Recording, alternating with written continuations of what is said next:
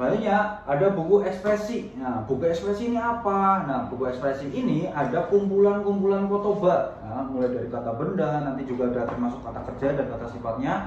Nah, terus selain kotoba, di sini ada kanji, ya, pengenalan kanji. Nah, kanji ini semua yang ada di buku ini kanjinya itu yang keluar di JFT. Oke.